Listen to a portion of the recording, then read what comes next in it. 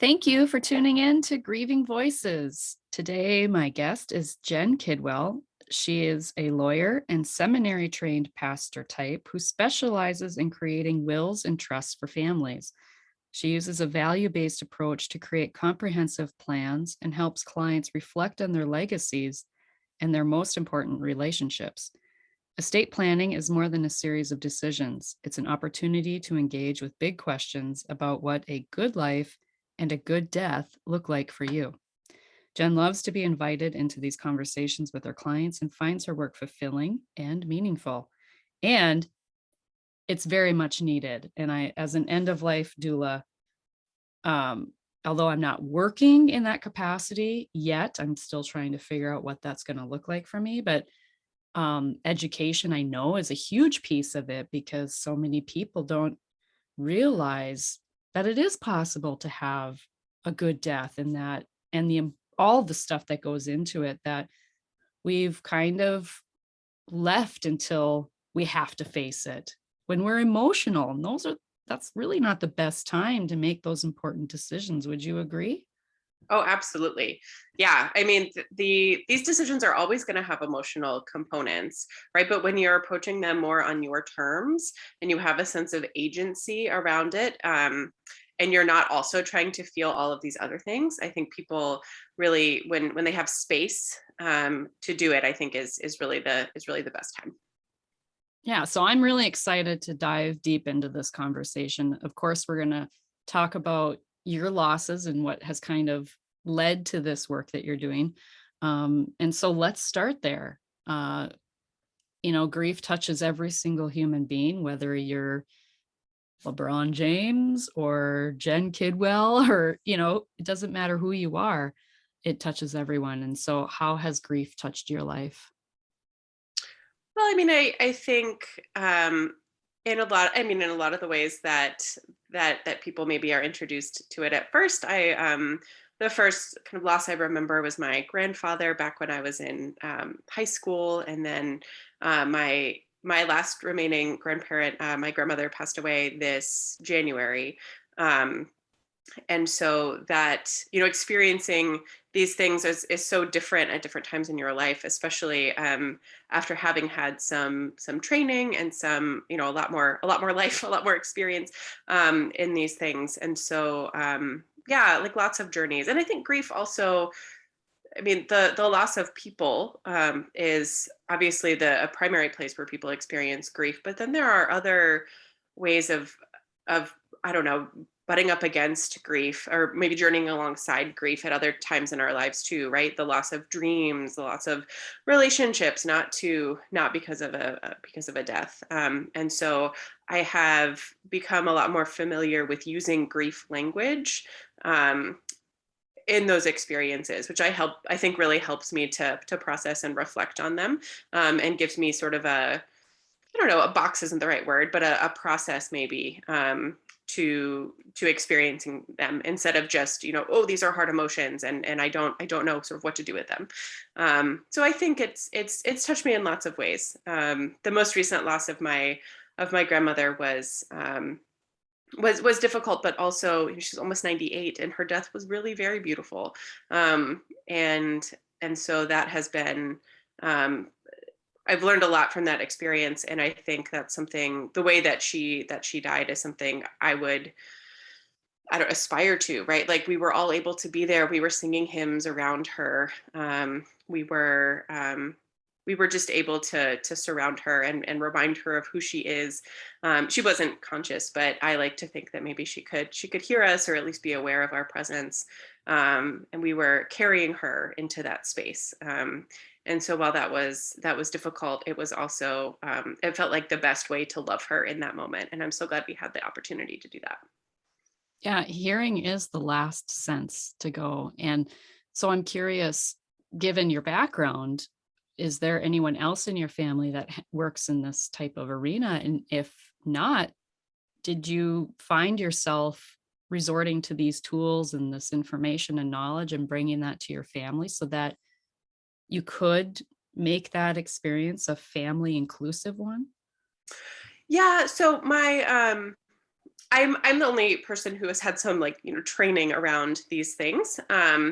But my mom and her sister are close, and my mom is kind of familiar in the medical field, and so I think we all sort of brought different things to that space, right? Like I got a call that my grandmother was dying, and drove up to Boston, which is like an 8-hour drive from here.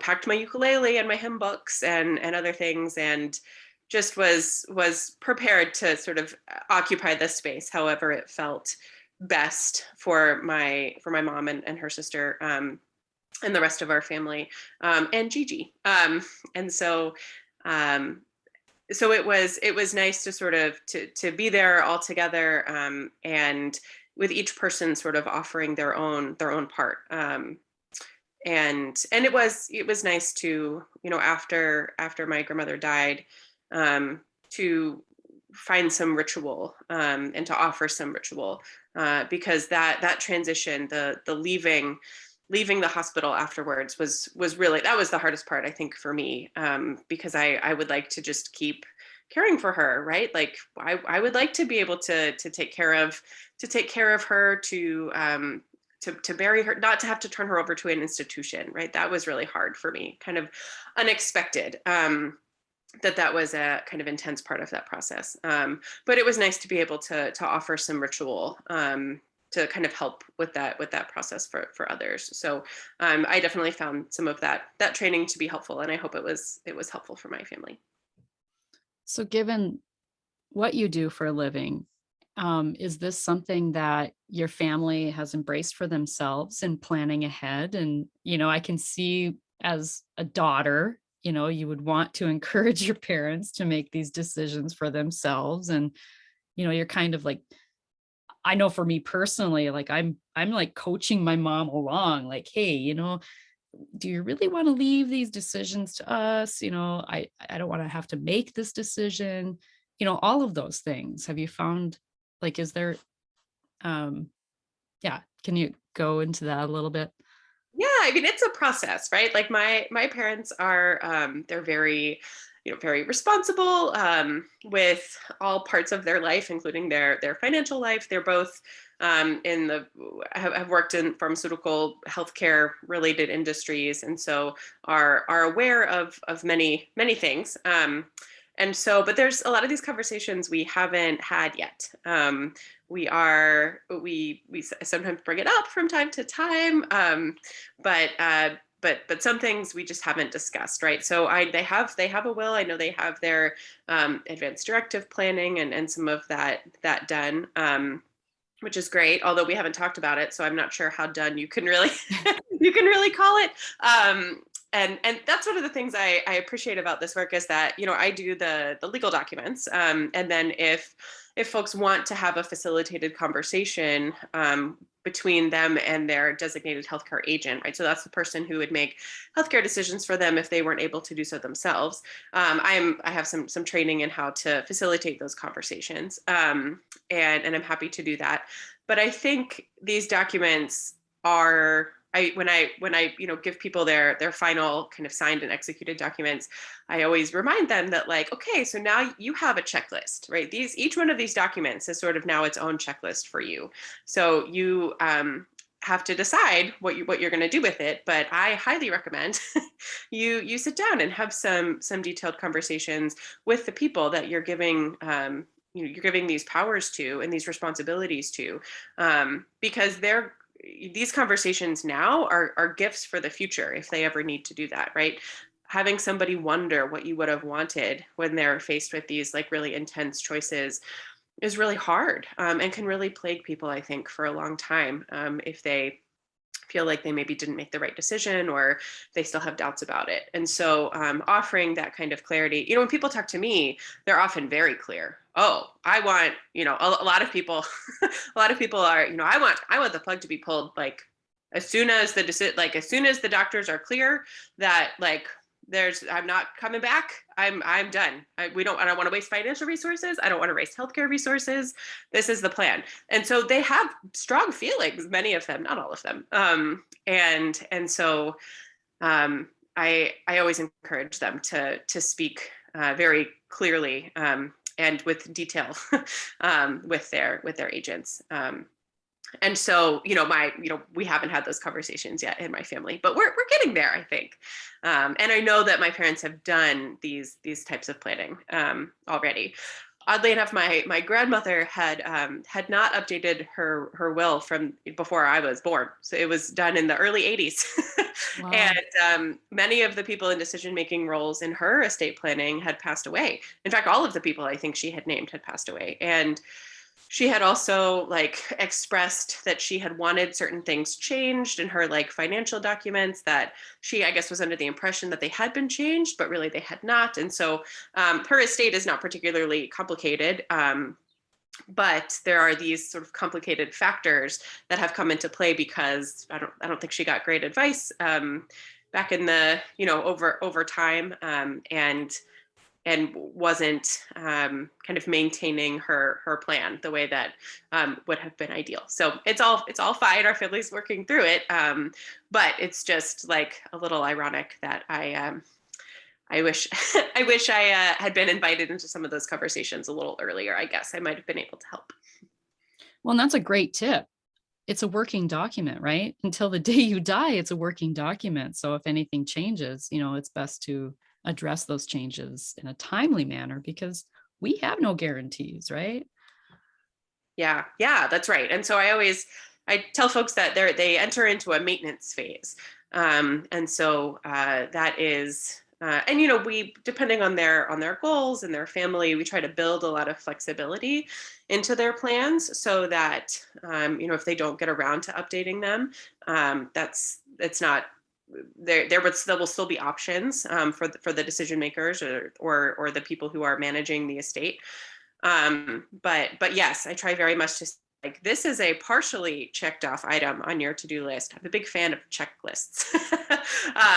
And so I send emails, after every year, to remind folks to update things or to reach out if they need to talk about something or have additional questions. It's also true that the law changes a lot actually in this area. Some big changes recently have really, if people did their planning prior to 2020, some big changes have influenced how that planning may end up playing out. And so that's another reason why it's just something to maintain. So once a year to like spend a little brain power thinking about it, and check in. I have a confession. A long time ago, we had gotten like this booklet or like a full. Actually, I ordered it. Yeah, I ordered this folder that had like all these documents in it, like stuff. Basically, it would be in my written words what I wanted, and different things like to prepare family and my wishes and things, and even like financial stuff, right? Like the account numbers and just all this stuff. And especially like having a business. Oh my gosh. I can't even imagine. Like my husband hates, like he kind of loathes technology. Like he he hates computers. He hates, yeah. So he would be in total struggle bus. And so that is something really truly that I need to make easier for him. I do have like a password book, so that's all in one place, so that makes it easy. But yeah, so what are some quick off the cuff tips like that maybe people aren't thinking about that they maybe should prepare for their family for? And. Yeah, I mean, I think it's so family specific. So that's one of the things I really enjoy about the kind of planning meetings that I do with people, is really that people often, when I do this process and when other folks do this process as well, people will submit a worksheet that kind of lists all the stuff, right? All of their financial life, their relationships, their kind of physical assets, all of that. And that's sort of the first pass for our work together, kind of making sure that everything is taken care of. But right, like if folks have, oftentimes like people who have young children think about life insurance for being able to care for their children. if they're not here anymore, which is wonderful. But I think often as baby boomers age, there are more families that have minor children and also have parents living with them. And, they got to think about what's going to happen with their parents too. And so what that life insurance, maybe they need more life insurance. Maybe they need to kind of figure out how to care for the aging relatives as well as the younger generation. I think there's a lot of life happens online these days, and so you mentioned you have a password book, which is great. There's software out there, one password and other kinds of things that some folks find helpful. Um, but the one of the things that I think a lot of folks don't realize is that a lot of the accounts that you set up online, like in social media, for example, those accounts would then not be governed by a will. So they are contracts that you are establishing between yourself and say Facebook, for example. And so in Facebook, there's a way for you to go in and designate like a legacy person. You can sort of name someone who can have access to your account, if you pass, and maybe like they can't get into it otherwise. And so sometimes these social media spaces will have those kinds of options. Sometimes they won't. And you might, that's another password to make sure it's in your list if it's an account that's important or that you want to be maintained. Cryptocurrency is like a bigger thing these days, right? And like that's also something that's kind of hard to deal with in a will because it's governed by these contracts that you make with these companies that run these kind of off the grid spaces. So that I was working with someone recently who just sort of like for a hobby, has some cryptocurrency. And I was like, oh, okay, we need to deal with that separately. That's not like this, it's not in the same category as like a bank account. And she was like, oh, and it was so it was a new thing. So yeah, so a lot of those kinds of things kind of come up, and depending on people's businesses, or their hobbies, right? There might be other things. Copyrights are a thing also to deal with, right? If you have a blog, then you own the copyrights to your blog. And like, do you want to do something with that? I mean, maybe not, right? The answer might be no. But it's a good conversation to have because copyrights they outlive people for a long time. And so sometimes there might be ways to monetize those copyrights for your descendants in the future.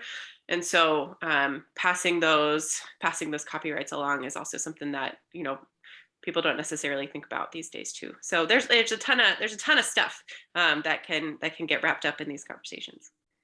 Yeah, and I just suddenly felt myself get very overwhelmed. I'm just, yeah. I first of all, thank you for that tip too with the legacy account on Facebook. I had no idea. Hmm. Because people put a lot of pictures on their personal accounts, and it's like, well, maybe those are gone, if the person passes away. And then now my question too is like with teenagers, you can be a parent that outlives your child and then they have all this stuff too, right? And so I think it's important for us as a parent, me as a parent, I have 3 teenagers to like, how do you convince your kid, I need your password, or maybe write it down somewhere that, maybe I'll find it. I don't know. Like, any tips on that? Yeah, like and that's going to be different for everyone, right? So Yeah. when I do planning for folks, I give people a big binder. It has tabs, it has all the things, and there's spaces for like other documents or and I encourage people to write letters, and to keep the letters in the binder. So maybe the letters will say like, this is where XYZ is. I didn't want to keep the passwords with everything else because that didn't feel safe. But I'm keeping them in this other place. Or like, this is the name of a file on my computer where you can find this kind of thing. And so having one place, one binder to kind of rule them all is something I recommend. But the binder itself doesn't have to have everything in it. It just has to point the right people to kind of where they need to be. I do also, when I do work with folks, I give them emergency cards, just like little business card size guys. that they can do what they want with them depending on their life. Some people will take them to car seats. Some people keep them in their wallets. Some people like put them on their fridge. And then that is usually I focus on decision makers, and if there are minor children, kind of emergency caretakers for minor children. But there's no reason you couldn't also include like the binder is, if that feels like something that's useful to you. So yeah, like every family, every person is gonna feel differently about that, because they may have different levels of trust for the people in their life, other people who are likely to be in their home. But it's always a good thing to work. I try to work through that with each of my clients to come up with a plan that fits for them, and that works for their lives. I just thought of a tip for myself and maybe even for anyone listening. Because I'm big into technology and stuff. And I'm thinking, like, if I have a binder and my house burns down, unless that's in a safe, that binder's like poof, right? Um, Mhm. I'm sure you have a backup personally, right, Yeah. of I mean, that information. yeah, Yeah. But I'm just thinking for people who do this on their own, right? Like I do have documents, but are they all filled out? No, that's my confession. But to have an encrypted file on your computer, or on your computer and a USB, hmm or something that then that USB is maybe with a family member, or maybe that's in the safe, that's a little bit easier. right. Maybe it's in the glove box of your vehicle, right? Right. Um, Yeah. something Or like that. if you have like access to a secure cloud storage space, right? That's another way, you Yeah, know. or safety deposit box at the bank, right? That's a Mhm. pretty secure spot. So Yeah. Yeah. So, there's and they make like the fireproof boxes, or mhm. some other things that I know some people use, as well. So yeah, there are having, and for many of these documents, it depends, but for a will, like the original is very important. But if you have a copy and the family doesn't disagree, right, depending on your state, that still might be enough. Um, but for other documents like a healthcare directive, or maybe even a financial power of attorney, depending on the terms, a copy would work. So it again, it depends on the state, and it depends on what the documents themselves say. But yeah, so having those backups in other places can definitely help you out, depending on what the needs are. In my mind, I think of having all of this stuff prepared and ready, and all the personal decisions made for your family members, like for yourself, but for them. It really can help negate any bad blood that can happen, right? The inner fighting between the family of disagreeing, like you mentioned. And I'm thinking though, like there can still be that, even if you've done all this. Have you seen that? I mean, I haven't. Well, there's always stories, right? So there are tons of stories that people share about, families that just think that their descendants, or that maybe their siblings will just get along and it'll be fine. And that, say, an elderly relative moves in with their child and then puts their child's name on their bank accounts, or on these other, financial institutions, financial accounts, and then when they pass, they expect that child will evenly share all of those things with the other children. Like that, it doesn't actually happen that often. And it can be quite contentious, right? People go from intending to share, to thinking, I did a lot of this work, right? Like I took care of mom, right? Like this should be mine. And then like it can get real messy. And so yeah, I mean, I think even this is another place where writing letters can be really helpful, because the legal documents, you can put some of like the rationale, right? A person creating these documents can put some of the rationale in there, but that's not what they're for, right? These are decision documents. And so, but the rationale, I think, is often things that really helps family. Sorry, I got a little dark there for a second. So the rationale are really things that help families, and help them understand why certain decisions were being made or certain assets were kind of given to one person over another, or kind of however whatever feels important to share can be shared. And I think that does help, in dealing with those kinds of disputes, kind of nipping them before they creep up. Yeah, because I think for a lot of family members, context can change everything, just having an understanding of why a certain decision is made. We don't know what we don't know. And I think maybe that's one tip. Another tip I would think of in how you compose a letter would be, what is something they don't know, but I feel is so important that they do know, that can change their perspective of this decision. Right, right. And I think always, and again, this makes like a lot of assumptions about the dynamics going on in any given Mhm. family, but I think the things that we as humans want from our loved ones that pass on is like more conversation, more assurances of love, more expressions of identity that help to ground us in who we are. And so these letters can serve for the to meet some of those needs too. And so I think they can be super powerful. I also, if people feel up to it and are either have a buddy who is tech savvy, or maybe tech savvy themselves, the like audio recordings, or video recordings are maybe even more powerful than letters, because it's in the person's voice. They have the opportunity to kind of share stories in addition to like information about decisions, right? And so then you can get more into these like legacy interviews and those kinds of things that are valuable in different ways, but in some similar ones too. Yeah, there's several apps out there now. I did a podcast episode. There's one called Aftercloud. There's been a couple others too that I've come across, but yeah, where you can really, it's an archive of your family. You can put all kinds of things, legacy planning, like you had said, like yeah, that's a great tip too. So, what led you to doing this work? Mm, many things, right? The long and winding road. I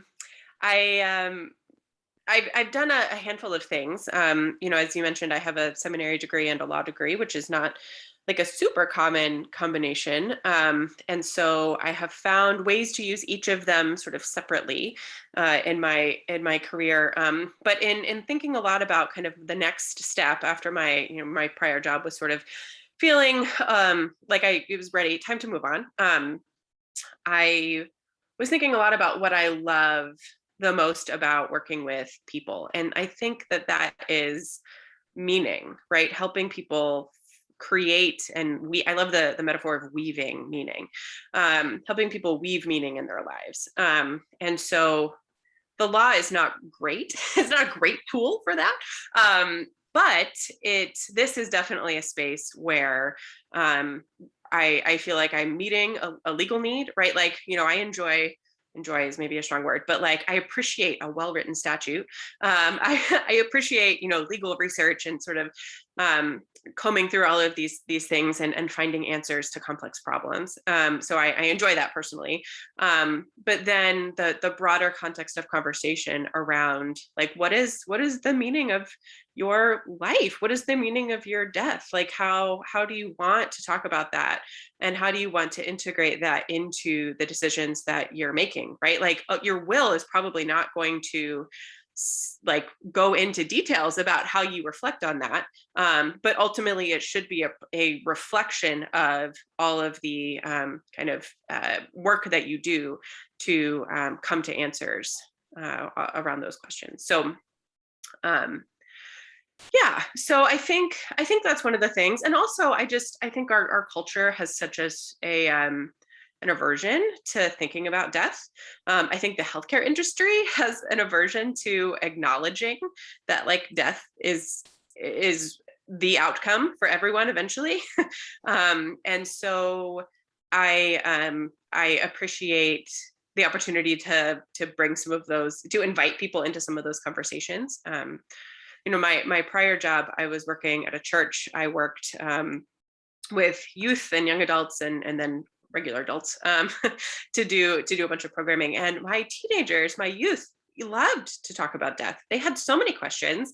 They, adolescents, a lot is happening. A lot is happening in adolescence, especially like now, with more and more awareness of mental health, and trying to learn skills to support their peers, or even strategies to help them themselves in these spaces. And so we used to spend a ton of time talking about death, and I thought it was wonderful, the opportunity to reflect on these things with them, and to create a space where they felt safe doing that, in the context of a faith that they claimed, that maybe could help provide some light posts along the way as they figured all of these things out. And so all of those things kind of wove together, and led me to this space, which I'm enjoying and finding quite meaningful.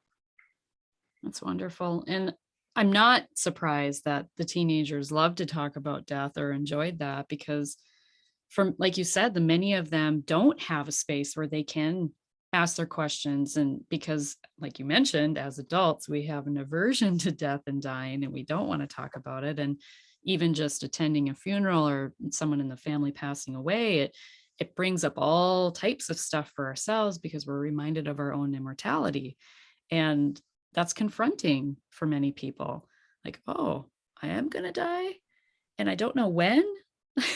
Like that's life, right? That is life.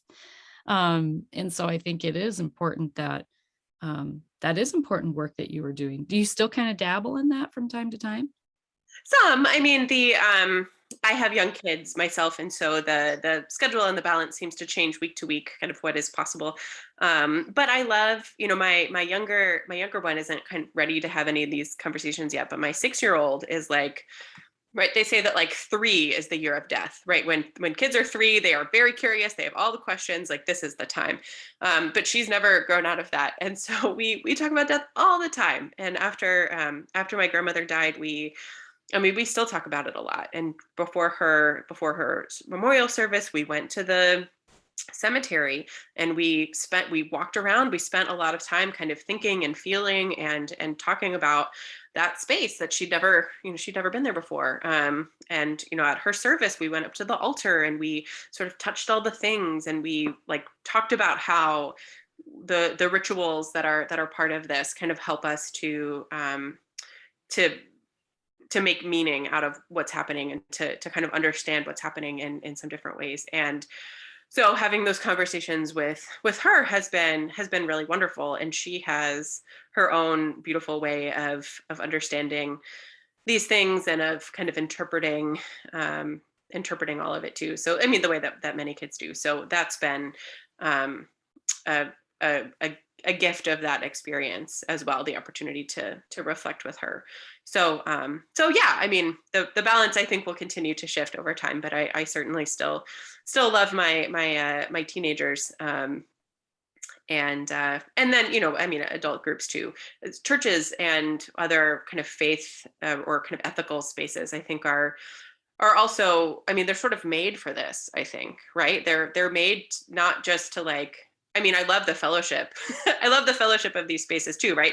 Go have a potluck, like go plan a fundraiser, like go do good work. But some of the good work is going to be kind of sitting with each other in these like big questions that are really scary, that we'd rather maybe avoid.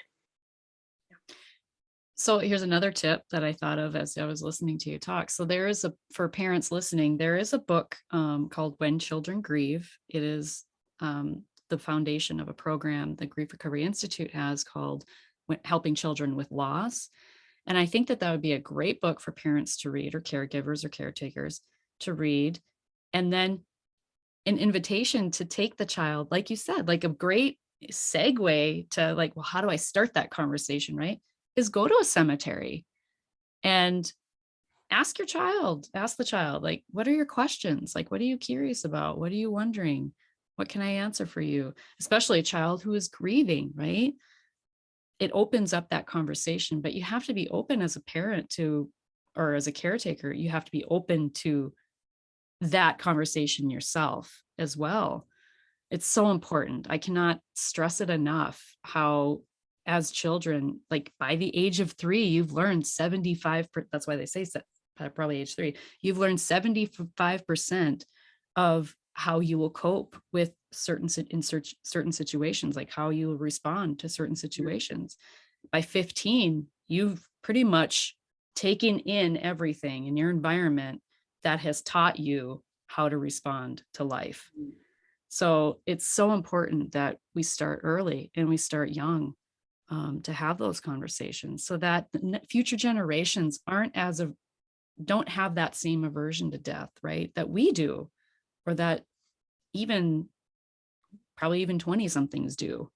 Yeah, yeah. I mean, and I think one of the most important things about approaching these conversations, I mean, regardless of who you're having them with, is like an openness to the kind of mysteries, right? Mhm. Like even people of faith who feel certainty around certain, or whoever, right, person of faith or not, who feels kind of certainty about how things work during death or after death. I think creating space for that mystery, especially when talking with kids and letting them kind of work their way through instead of kind of providing them with an endpoint and kind of shutting down some of that reasoning process and some of that discovering for them, is super important so that they come to a sense of ownership of it themselves. So I could talk about this all day. Yeah, Yes.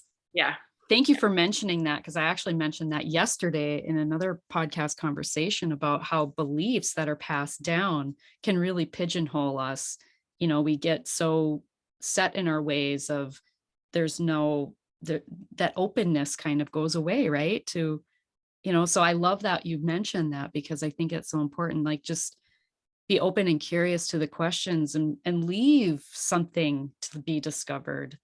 Don't answer. You don't have to have an answer for everything. I guess that's the lesson there. Right, right. And there's nothing wrong with coming to a different answer over time, right? Mhm. I think so often, this is one of my favorite parts of leading. I used to lead a confirmation class at my church, which, depending on people's familiarity, was sort of an opportunity for middle schoolers to think about whether they wanted to sort of formally declare that they wanted to continue in this tradition. Opportunity one way or another, and so, but that we only talked about the questions, right? Like, we are embracing the questions, and we're going to talk about some of the possible answers.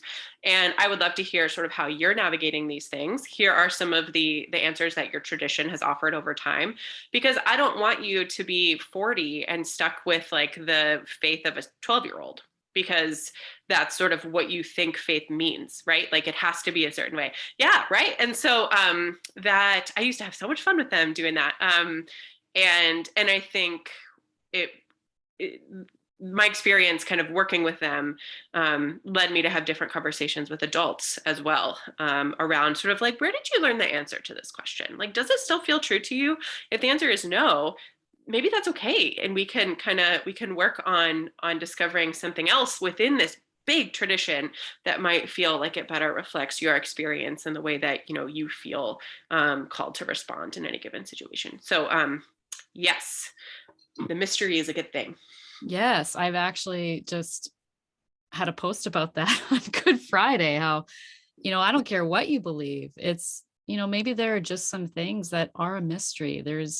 How can anyone on this physical plane possibly know for sure? Right? Impossible. Right? In a lot of ways. Like, we don't know everything. Look at how much is undiscovered in the cosmos and in the ocean, Mhm. right? And even our bodies, like what our physical bodies are capable of. Like, I think we just don't even we couldn't even wrap our head around what we don't know yet about everything under the sun. So yeah, thank you for bringing that. Yeah. I think it adds just a childlike wonder too, to what what is possible, at end of life. And I think that can bring people comfort too. And there are people that really struggle with, I think, death and dying because of an indoctrination sometimes of, I did this thing, I'm destined for hell, or I've done this thing and all these good works. So I know I'm going. I know there's a place for me in heaven. Um, but yeah, I think there is a mystery there that we won't know until we know, for ourselves. But anyway, I'm sure I could talk about that all day. So, how long have you been doing this work? This, like, specifically helping people with estate planning and Yeah. things. So this is like, and again, like I've had sort of different points where I have done this over time, but I've only been kind of really dedicated, kind of 100% of my professional time to it for about a year.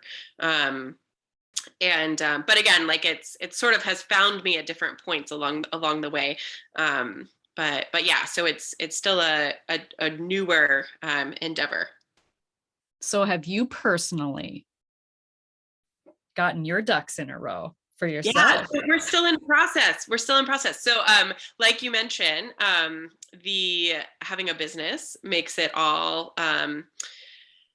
things more complicated, and so we have been kind of in process of updating, and trying to figure out the best way to move forward with the. I have another kind of a second business as well. It's sort of more of a hobby space, and talking a lot with my spouse about the best. Does he feel like he could sort of step in and do these things, or like do I need to like a point, there's just a lot of conversations to have, like with other attorneys, who might be willing to be like a triage person to come in and work with my clients, and make Oh, sure that everything is wound up right. So there's a lot that goes into it, and so yeah, so we are still updating, although we have a goal of the middle of next month as our time.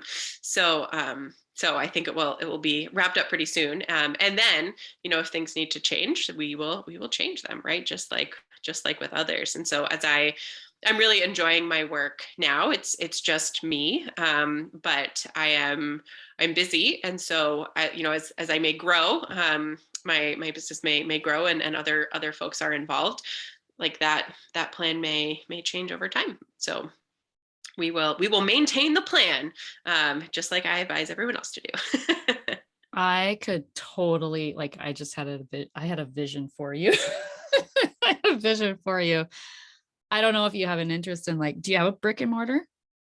No, not yet. Again, with the small kids, I am kind of Yeah. home and juggling and all of that most of the time. But hope to have one in the near future. Yeah. Yeah, I envision this brick and mortar of, like, this one-stop shop for, like, end of life planning, like end of life doulas, like all these resources, like in this one place. And I can't remember if I shared this with you, but I have flirted with end of life doula training often, and I'm in some of the Facebook spaces and sort of passively learning from all of the wisdom that is shared there. But that was one of the there's at least one or two. There's at least one end of life doula training program I can think of that was started by a woman who is an attorney and sort of backed into this work, kind of going with grace, maybe is what it's called. And she used to sort of do both of these things, and I think at this point has just shifted to the end of life doula, and now she has training and she does all these other things. But I yes, I have often felt like a team of folks who were similarly minded, who understood the interplay between all of these things, would be a valuable resource for the world. And so um, we'll see where that vision takes us. as you were talking too, I was like, oh my, because you were talking about like your clients, and I'm like, oh my gosh, like I hadn't even thought about that. Like, if I'm in the middle of a grief program with one of my clients, like who who do like where do they go, right? And that's horrible because in the work that I do, it's like I could be at session 7 or 8, and then there's 12 sessions, and it's important, meaningful, deep work. And it's like, hang them dry. Like, oh my gosh, I need to plan that stat, first of all. So thank you for that. And then also, I thought of too, like caretakers. Like if you are a parent who's caring for a parent, like that sandwich generation, um, if something happens to you, what happens to that parent? That's huge. That's a huge, ugh, Yeah. that Yeah. feels very overwhelming to me. No, I know. Yeah, it is, and it can be, I think.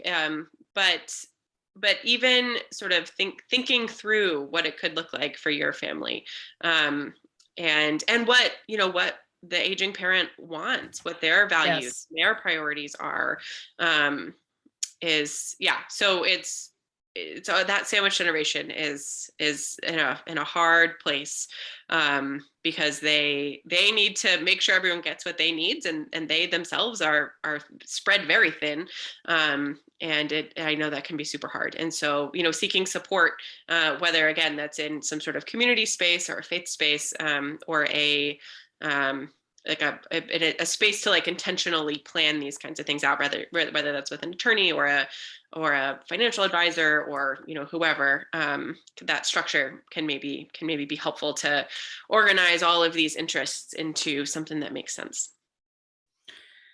I was going to mention too. So I trained through INELDA, INELDA. So I can put that in the show notes if anyone listening has an interest in end of life type of work. But yeah, I highly recommend that organization. I can share that with you. Um, so of course you're in Maryland, and so a lot of the things that you share kind of generalized, and people have to look at their own state specific stuff. Are there some things that you know for sure that definitely vary from state to state that people need to keep in mind? Well, yeah, I mean there are lots of things. Like it's tricky because there's nuance in every state. The general shape of what the documents can do are often very similar, but even the intestacy statute, right? So that is it's a 50-cent word, but that is the default for what happens if you die without a will, right? And so a lot of people say, like, if they don't have a will, they're like, oh, I don't have a plan. You do have a plan. It is the state's plan. The state's plan is what will happen if you die without having kind of looked at that and made a plan for yourself. And that is different in every state, right? Sometimes it divides everything evenly between children. Sometimes the spouse gets everything. Sometimes it's divided between a spouse and children. Sometimes it's divided. Sometimes parents are factored in if they're surviving parents, and so that's something that's different in every state. And so that's different. That it would have to be sort of worked around with a will, or a trust, depending. The ability to name guardians is something that in most states, guardians for minor children, is something that in most states is only something you can do in a will. There are a few states that allow you to have kind of a separate document that appoints a guardian for minor children, but in most it's just a will. So that's a big deal, because there are a lot of people who feel like they don't have anything, which may or may not be true. Sometimes when you start to think about, like, retirement assets and just kind of little pieces of property here or there, it kind of adds up maybe to more than one might expect. And so they feel like they don't really have anything, but they come to me for a will because they want to name guardians for their children. And so that's a big thing to think about if you do have minor children, and you don't feel like you have anything. You can get a will that is. I always recommend going to an attorney, because again, you don't, like you were saying earlier, you don't know what you don't know. And there are a lot of forms that you can get online or forms from other spaces. And depending on your situation, those they might like get you started. But they might not ask the right questions. They might not sort of, they're not able to reflect with you, and kind of enter in the process with you. And so, talking to an attorney, even if you feel like you have a simple situation and only need it for one thing, you may find that a couple other points are important. Um, yeah. So, but otherwise, there's variation, right? In some states, probate. So, probate is the process of retitling assets that are in your name when you die. And so, if you're thinking about like so assets that you hold by yourself, if you when you die, you can imagine that you drop the assets, and then the court is like, oh, assets on the floor. We have a process for how to like pick those back up and like get them where they need to be. In some states, probate's not so bad, right? It doesn't take a super long time. It maybe only takes like 9 months to a year. It may not be super expensive. And so there may be great resources in your state for how to go through that without needing to hire an attorney. And then in other states, it may be crazy, right? Like in California, people work really hard to avoid probate because it's very expensive and it takes a very long time and things get tied up forever. And so that's another thing that really varies a great deal by state. I think in culture, people just really want to avoid probate because they've heard terrible things. And depending on your situation, that might be true. But depending on your state and your family and your life, it may not be so bad. So lots of variation. So would you say the biggest mistake that people make at end of life planning, estate planning, all of that is not going with a lawyer? It really depends. I really do think that even if it's just like attending an information session, or a lot of attorneys have I care a lot about the education and counseling parts of my role, as hopefully you could tell. And so I do a lot of educational like seminars, and I go to moms groups, and I go to church spaces and talk about all of these things, to try to help people feel confident that they can like attack the process. And there are a lot of attorneys out there who will sit down and have a conversation with you, and not it may not be quite as spendy as you think. Depending on your needs. And so it's definitely worth looking into, even if it's something that you might need to budget for a little bit, having the peace of mind of kind of going through that with an expert, who knows and understands how the laws have changed, what changes may be in the pipeline, and how to kind of plan for those too is a big deal. Like I mentioned, there are big changes went into effect in 2020. And so people who planned, and these big changes primarily have to do with retirement accounts. So people who planned to do certain things with their retirement accounts as part of their estate planning before 2020, like some of those things are just not possible anymore.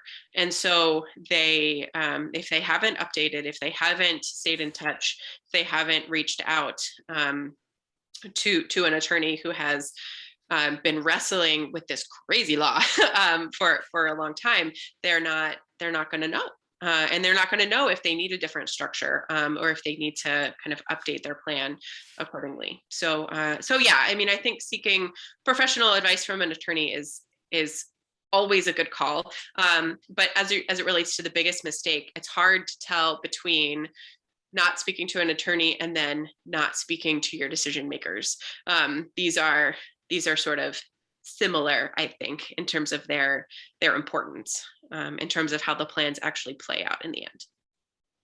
I just had a scenario cross my mind and I'm just like, oh my gosh, I couldn't even imagine. Like if you're college age, but let's say you're a parent, your parents, right? And you have college age, but you also have kids still in school, high school, and something happens to both you and your spouse. So you got student loans, you've got kids that are still in school that need, a parent role model. Like, oh my gosh, that is such a complex, like I cannot even imagine the situation. What is like the most complex, complicated situation you've come across that maybe people haven't considered for themselves? Oh man. So again, like the retirement, the change in the retirement rules has really impacted what the best thing to do, with some of these retirement accounts are, right? And so the reason that the laws changed in 2020 is because Congress was looking, they were like, hey, some of these people have a lot of dollars in their retirement accounts, and they're not actually spending it in retirement. They're using it as like a wealth transfer vehicle to share it with the next generation, or with, with children or with grandchildren. And so that's not why retirement accounts were made. And so we could probably tax those a little differently, and incentivize people sort of using them more during retirement, or tax them, create a different scheme where they end up being taxed differently, so that we recoup some of those dollars. And so that has meant that people who have like charitable intent, right? So maybe they want to like benefit another person during, like, so they die and they want to benefit another person during their lifetime. So they want to use a trust, and benefit that person during their lifetime. Maybe they're not super great with money, or maybe they have some special needs, or maybe there are maybe other reasons. And so they're going to have a trustee manage that account, and meet the person's needs. But then if there's anything else, they want that to go to charity. That seems like a very reasonable thing to want to do. And it's actually now quite complicated because of the ways that charities are treated under the new law, and the ways that people within certain degrees of relationship to the plan owners are treated too. So dealing with retirement accounts has gotten much more complicated. And that's frustrating, because a lot of folks have retirement accounts, and they started contributing to them a long time ago, and they viewed them as savings vehicles, not just for themselves but for their families. And so with this change, those folks have different options. So now people who have maybe some charitable intent but also want to benefit their families, now we're looking more at doing charitable remainder trusts, which are cool things, that allow you to continue to benefit your family now, over the course of the lifetime of the beneficiaries you choose, and then ultimately then the rest would go to charity. And that so that may end up being a better vehicle than a more traditional retirement trust. So yeah, I know that sounds like a little nitty gritty, but those rules have gotten pretty complicated. Yeah, and I think it is also thinking about folks with children who are like far apart in age, right? So if you have a 10-year age gap between two kids, maybe, or if you have kids that are sort of really spread out, creating a trust that meets all of their needs, given that they will have very different needs when one is like 17 and one is 30, right? Like that can sometimes be challenging to design a trust that will work well, for everyone, and make sure that the younger child has access to the opportunities that the older child had, as it relates to maybe going to college, or graduate school, or other things. And so, that's a very like fact specific situation that you just sort of deal with as it comes up, but sometimes can be tricky. Well, this has been a wealth of information. I feel like I'd probably come up with 50 more questions easily. But is there anything that you feel is of utmost importance that you didn't get to share that you feel the listeners need to hear? I mean, I think that you've mentioned many times, and I totally agree, that at some points just considering all of these things can be very overwhelming. And so when you have that kind of overwhelm experience, I really encourage folks to like return to your values and return to something that is grounding to you, right? Whether these are kind of stories, that help you reflect on what is really meaningful to you, or stories that things you've experienced that you're like, oh, well, I definitely don't want that to happen, or I don't want to feel like that, right? I want to feel like this. Those kinds of resources from your own reflections and from your own life, are I think a great place to go and retreat when you have that kind of overwhelm. And so staying true to those things, and finding a home in those things when these kind of technical pieces feel a little overwhelming, I think is a good call. So I would encourage that, and hopefully that is a helpful tip. What is one thing that you would love to scream to the world about your grief experience or this work that you're doing? Mm. I mean, I think one of my favorite metaphors for grief, and there are so many good ones, um, is that, and it works really well with my like weaving the way that I understand sort of meaning in the world, but that grief is like a dropped stitch. So I'm not really a knitter. I really enjoy spending time with knitters because I find their knitting to be very soothing. I've been known at family functions to just sort of curl up next to someone knitting and be soothed. But my understanding is that when you are knitting and you drop a stitch, you can either go back and fix it, or if you don't, it just leaves sort of a little hole in the finished garment or the scarf. And and so I think that's such a good metaphor for grief because you can't really go back and fix it, right? Like you can't undo it, you can't make it go away. It is just, it becomes a part of you, it becomes a part of you that you carry um into all aspects of your life, right? And there will be moments when all you feel like you can see is the whole, and there will be moments when you can zoom out and see the whole garment, and the garment, your life, is still beautiful and meaningful, even though it ends up with all these little holes in it. It is uniquely yours, and those people, those that the love of those people is still with you, right? It's reflected in these little kind of absences. And so I've been reflecting a lot on that, as you know, we just celebrated Easter, right? And actually so many holidays this season is so great. They all overlapped all these like religious traditions, and very beautiful to see reflections of that. But my grandmother was a singer and sang beautifully, right? She died, she was almost 98, and had a beautiful voice. And I have so many recordings of her singing that I did very sneakily, so she didn't know.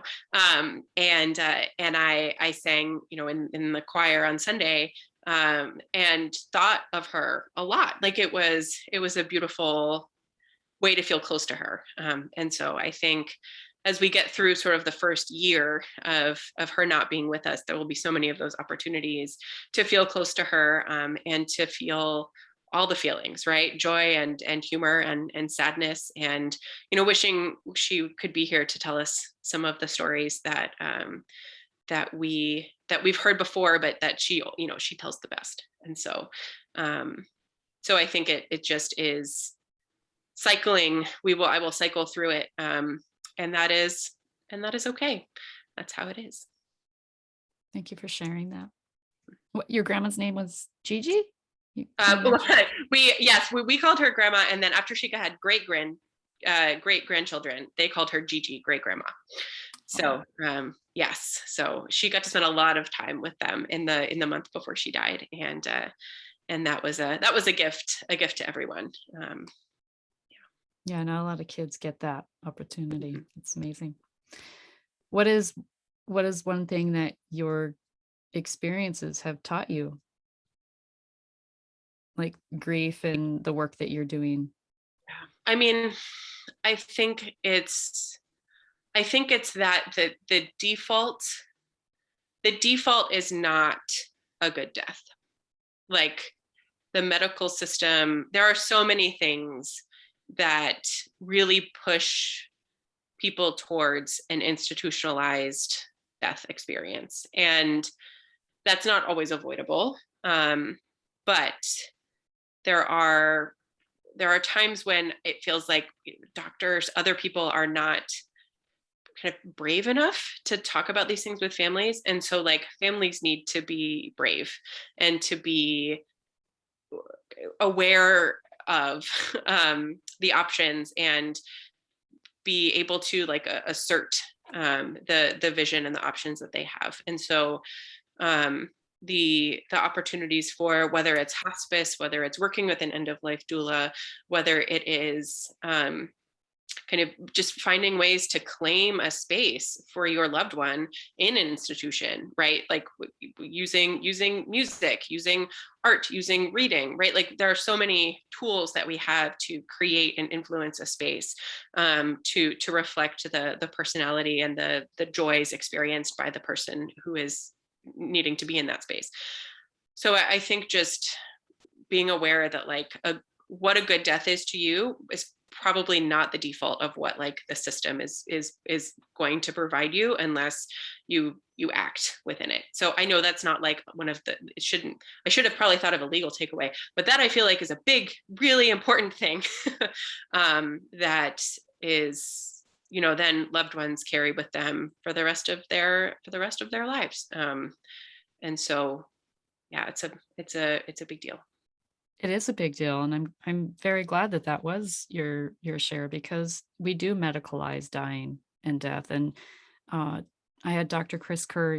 I've mentioned his episode many times throughout all different conversations, and I'll put it in the show notes again on this episode because he was an ER physician whose job was to keep people alive. And what he saw in the work he was doing at that time was physicians were not being honest with family about what was truly happening with their loved one, that they were actively dying. And so he said, we medicalized dying. And then they die in the hospital, they die in the nursing home, away from their family or loved ones, and oftentimes alone. And so he switched gears completely and has been a hospice physician now for many years and has studied the end of life experiences of people who are dying, and was featured in the Netflix docuseries Surviving Death, which I think Hmm. you might be interested in if you haven't seen it. Yes, I haven't seen it. I'll have to check it out. Ooh, you will like that. So yes, I'm completely on par with what you just shared. Um, what is one thing, I'm putting you on the spot. So what is one thing that you can think of off the top of your head that this I want present? Like if you have that agency, you have that choice, of a good death. What is Mm, one thing that is an absolute that you want at your end of life? hmm. I think I've thought about this a lot, especially after being there with my grandmother, and I think laughter is something that I want kind of around me, right? Laughter of my loved ones, of my kids, right? People telling stories and carrying the joy that I hope that I bring into the world, right? Carrying that forward. Um, I think about some of my favorite children's books, and how I would love for people to read them to me, whether I can experience them or not, but so that they can experience them kind of together. Um, so I think laughter is a big thing. I remember that was a significant moment when we were together around, right, Gigi had passed, but we were still sitting around her and talking about her and playing music and sharing stories and laughing, and that just felt like a really lovely way to honor her spirit. And so yeah, I think laughter should be in the room, even though it might be sad. Hopefully it will be a little sad. um, but I don't want people to be afraid, um, too afraid to tell stories and to be silly and playful. So yeah. I just got full body chill bumps. Mhm. That was good. That was very good. Thank you for sharing that. And it is true. I think, it's almost like you feel guilty for feeling joy in a moment like that. And it's like you just expressed, that's the juice of life is joy, really. It's all the things. Yeah, yeah, yeah. And We were grief embodies all of that. Yeah, yeah, yeah. I was with my daughter in the cemetery the day before my grandmother's service, and my mom and I were there together. My mom has um, done a ton of childcare for us and is much beloved by my kiddos, really by all children she encounters. But and so Lucy, my daughter, was there, and she was sort of like skipping around, and I could tell at first that my mom was a little uncomfortable with the fact that she was like being a 6-year-old kid, kind of dipping in and out of the reflection and being kind of silly. And I wanted to say something to kind of help both of them maybe feel a little more comfortable. And so I told Lucy, I was like, sweetie, I want you to be joyful. If you feel joyful here, be joyful, right? We are respectful. We do not, we don't touch the gravestones. We don't, there's a lot of things we don't do, but think about all the people who were buried here and all of the life that they loved, right? They all had a favorite joke, right? They all had moments in their life when they couldn't stop laughing. And so think about how it's like it honors them to bring that spirit to this place, right? And so yes, we are respectful, but absolutely we are also playful. We are also, if you're feeling joyful, then you're joyful, and we live in that space too. And so that was I was really glad for both of them actually to be able to kind of share that and then talk about it a little bit with them, because again, like we're somber, right? Where cemeteries are somber, and maybe that's okay sometimes, but maybe not all the time. So anyway, That's the gift that children give us, right? yeah, indeed. Lighten up, lighten up a little. And here's another tip, when I was listening to you, it's really considering that person that you're there to support and their transition. What did they love? What did they enjoy? Bring that to the room. It's like you love children's books. So exactly like you said, like what are some of her favorite books? And when I used to volunteer at the nursing home, I don't have the time like eventually I want to get back to that, but I would read to the residents the newspaper, whatever it was they wanted me to read, because you lose, your eyesight isn't the best. You get to a certain age, you have glaucoma, cataracts, all these things you can't. And if you loved reading the paper and you can't do that anymore, you can't enjoy the paper anymore. And so having someone to read it to them, right? So I think that's a good tip to leave people with as well. If you have someone who's transitioning, just think about what juiced them up? What did they love doing? What were their hobbies? And I'm curious, what is your side hobby business? Oh, so I've dabbled in some web design for fun, and also for for clients, and then also I sell some curriculum that I've written mostly for youth groups and for adult small groups. I have sort of an anti-racism series and a couple series that I loved using TED Talks in ways to kind of bring that in conversation with scripture and with the experience of whatever the group was. And so I have a handful of those, and then a bunch of other things, games and other things for mostly around the ministry world. Well, I send that my way because I would love to include that in the show notes as well, because I think Sure. that could be a resource for people, especially with inclusion and all of that. So I think that'd be Sure, great. yeah, absolutely. I totally will. And I do, as you mentioned, I am in Maryland.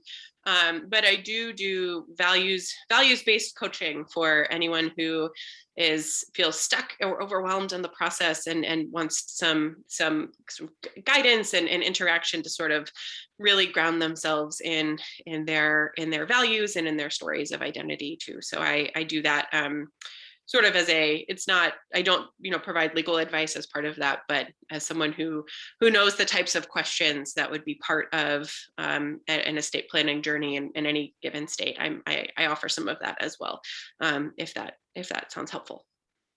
I love that you brought up the values piece, because I'm a certified UMAP coach, and through that process, there's like 4 assessments that basically ultimately create what's called a UMAP. And it's basically a map of you that includes your top 5 strengths, your values, how you're wired, and your skills set that your most preferred skills, and all of that together creates a UMAP. But what the UMAP really does too is through the values, it really it's a pathway for making decisions, right? And I hear that in what you're saying, is that our values really dictate, if we tune into that guidance that we have, instead, not let it be filtered out through other people's perceptions or what we think they think or what they want or whatever. If we stick to what our values are and use that as our guide, we can never go wrong in our Mm. decisions.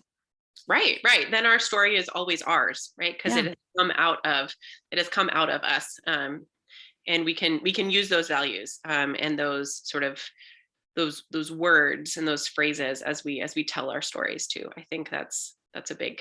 Anyway, could talk about this forever, but I know. Yes. Where can people find you?